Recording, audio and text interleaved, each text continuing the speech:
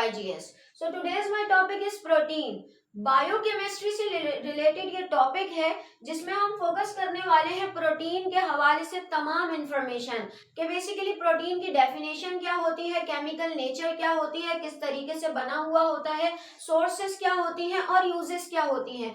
तो बेसिकली आज के इस वीडियो लेक्चर को मिस नहीं कीजिएगा। डेफिनेशन की तरफ बढ़ते हैं। जब हम प्रोटीन की डेफिनेशन करते हैं तो हम कहते हैं basically polymers of amino acids, यानी कि अमाइनो एसिड्स के पॉलीमर्स। बहुत सारे अमाइनो एसिड आपस में मिलते हैं तो प्रोटीन बनते हैं। देखिए, प्रोटीन को इंट्रोडक्शन तो हमने कराया नहीं कि प्रोटीन है क्या, जो बेसिकली हम इसके बारे में पढ़ें। तो प्रोटीन बेसिकली हमारी बॉडी या किसी भी लिविंग ऑर्गेनिज्म की बॉडी का एक बहुत ही अहम जुज है, यानी कि हमारी बॉडी या किसी भी लिविंग ऑर्गेनिज्म की बॉडी प्रोटीन से मिलकर बनती है। सबसे ज्यादा जो हमारे पास कंटेंट मौजूद होता है वो प्रोटीन का मौजूद होता है, यानी कि ज्यादातर मास जो है वो प्रोटीन का मौजूद होता है। ठीक है, तो अगर आप सेल की भी बात करें तो सेल का जो बेसिकली प्रोटोप्लाज्म है, ठीक है, वो भी हमारे पास जो है वो प्रोटीन से ही बनता है, यानी कि प्रोटोप्लाज्म की प्रोडक्शन भी प्रोटीन की वजह से होती है। और फिर उसके बाद जब हम बात करते हैं कि हमारी बॉडी में एंजाइम्स हैं, तो एंजाइम्स भी बेसिकली हमारे पास जो है वो प्रोटीन इन नेचर ही होते हैं। Mostly enzymes are protein in nature.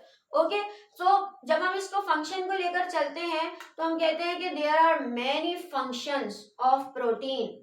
भाई बॉडी में मौजूद है, बॉडी का मास बना रही है, हमारे पास hairs, nails, skin, all are basically protein in nature.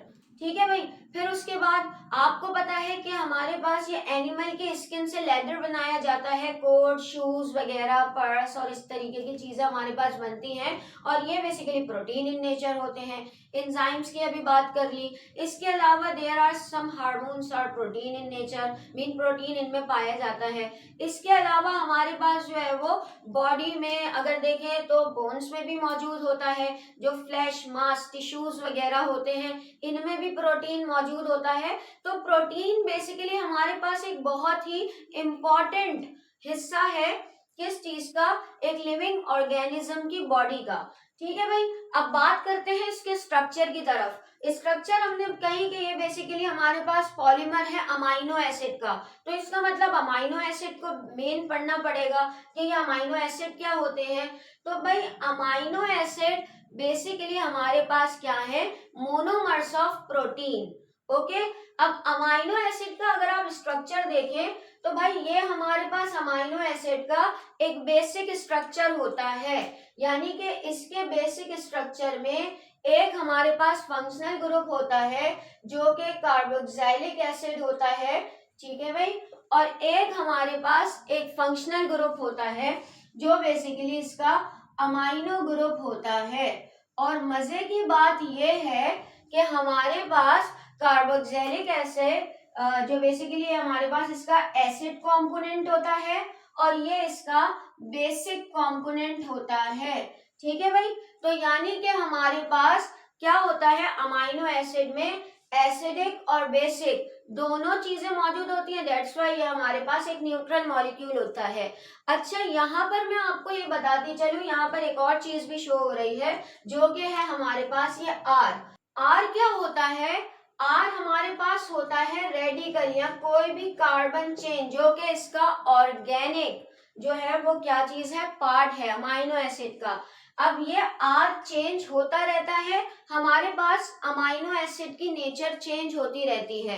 अब जब आर की वजह से हमारे पास डिफरेंट टाइप्स के अमाइनो एसिड मौजूद हैं। जब हम बात करते हैं डिफरेंट टाइप्स की तो basically there are 20 amino acid found in nature. सिर्फ 20 अमाइनो एसिड हैं जो कि नेचर में मौजूद हैं। अच्छा, मैं एक फॉर एग्जांपल, हमारे पास अगर ये है अमाइनो ग्रुप, ये है हमारा CH और COOH।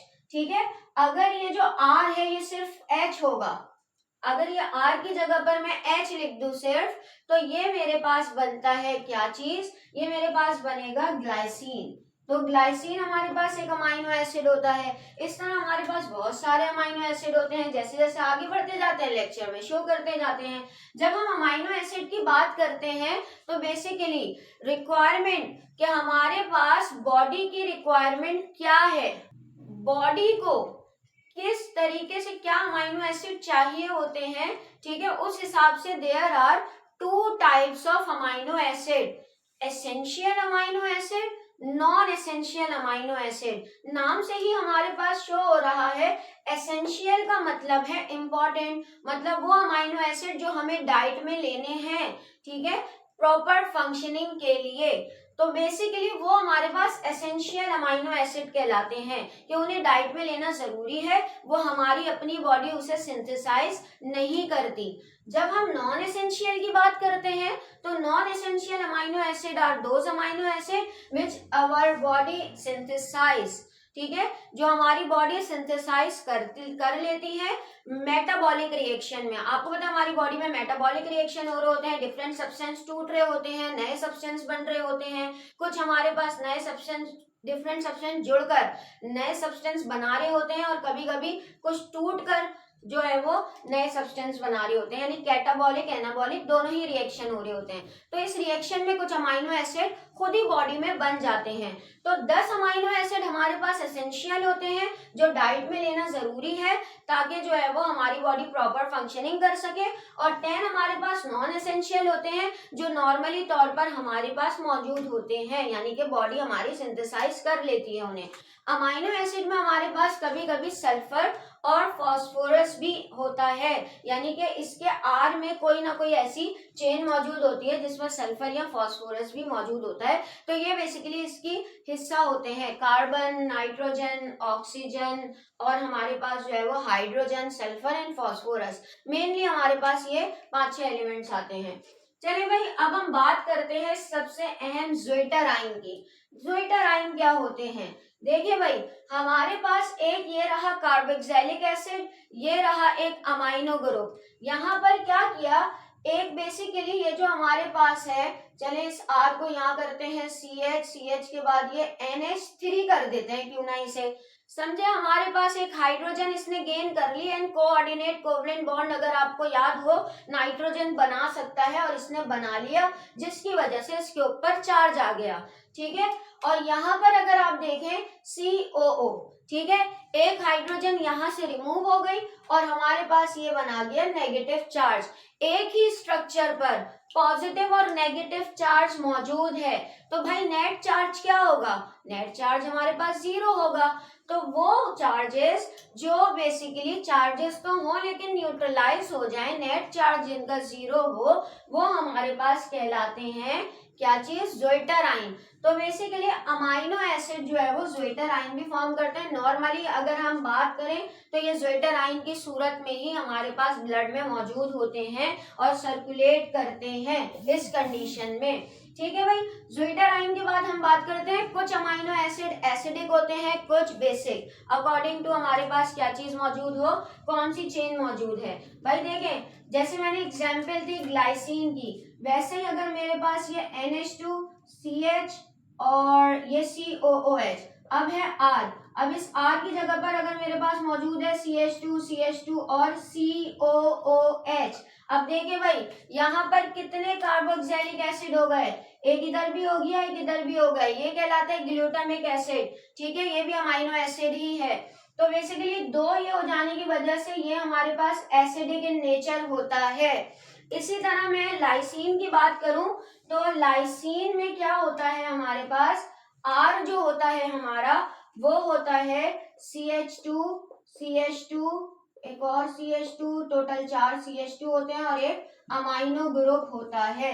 तो भाई ये हमारे पास जो अमाइनो एसिड बनता है वो कहलाता है लाइसीन, ठीक है। अब देखिए इसमें 2 अमाइनो ग्रुप हैं, 2 अमाइनो ग्रुप की वजह से हमारे पास क्या होता है, जब ये ज़्विटर आयन की कंडीशन में आते हैं तो 2 पॉजिटिव आयन बना देते हैं, ये जब ज़्विटर आयन की कंडीशन में आएंगे तो 2 नेगेटिव आयन बना देंगे। तो बेसिकली हमारे पास ये एसिडिक, ये बेसिक इन नेचर होते हैं। तो कोई भी amino acid acidic and basic in nature तब होता है जब हमारे पास जो है वो क्या है, उसका जो रेडिकल है उसकी बेस पर होता है, ठीक है भाई। अब हम आते हैं किसकी तरफ, अब हम आते हैं पेप्टाइड लिंकेज की तरफ। हमने कहा भाई ये पॉलीमर्स हैं। पॉलीमर्स का मतलब क्या हुआ कि मोनोमर्स आपस में जुड़ते हैं और पॉलीमर बनाते हैं। और ये पॉलीमर्स हमारे पास कैसे होते हैं, ये कंडेंसेशन पॉलीमराइजेशन है।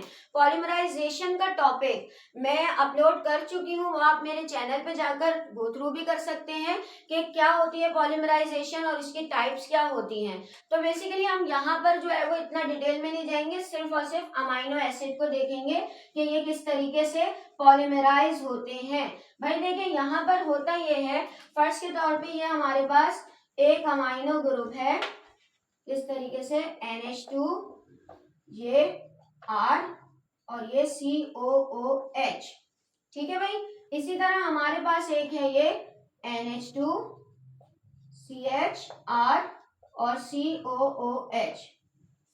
अब क्या होता है, अब यहां से हमारे पास OH और यहां से एक H निकलता है, यानी कि H2O बनता है। ठीक है। और जिसकी वजह से हमारे पास एक नया बॉन्ड बन जाता है किसके दरमियान, इनके दरमियान। भाई यहाँ CO है, OH निकल चुका है और यहाँ जो है वो NH है। एक हमारे पास जो है वो बेसिकली क्या चीज जो है वो रिमूव हो चुका है, हाइड्रोजन। तो इस नाइट्रोजन की एक वैलेंसी खाली है, इस कार्बन की भी एक वैलेंसी खाली है। तो बेसिकली ये क्या कर देंगे, बॉन्ड बना देंगे। अमाइनो एसिड इसी तरह एक दूसरे के साथ पॉलीमराइज होते हैं और ये जो बॉन्ड, कोवलेंट बॉन्ड इनके दरमियान बनता है, ये हमारे पास पेप्टाइड बॉन्ड कहलाता है। पेप्टाइड बॉन्ड कह लें या पेप्टाइड लिंकेज कह लें। ठीक है, ये बात एक ही हुई। तो अगर दो अमाइनो एसिड आपस में मिले हैं तो डाइपेप्टाइड, तीन मिले हैं तो ट्राइपेप्टाइड और चार मिले हैं तो टेट्रापेप्टाइड बनते हैं। सो आई होप कि आपको समझ में आया होगा कि हमारे पास अमाइनो एसिड का स्ट्रक्चर क्या है। सोर्सेस की बात करें तो ये टेबल मैं आपके साथ शेयर कर रही हूँ। इस टेबल में पूरी की पूरी इंफॉर्मेशन है कि हमारे पास जो है वो अमाइनो एसिड कहाँ कहाँ से हम ऑब्टेन कर सकते हैं। ठीक है, तो इसको जो है वो आप एक दफा चेक कर लीजिए नाउ। तो आई होप कि ये लेक्चर आपको समझ में आया होगा। अगर तो ये लेक्चर आपको समझ में आया है तो इसे अपनी क्लासमेट्स के साथ जरूर शेयर कीजिएगा। पढ़ाई पर फोकस करते रहिएगा और अपना ख्याल रखिएगा। Thank you.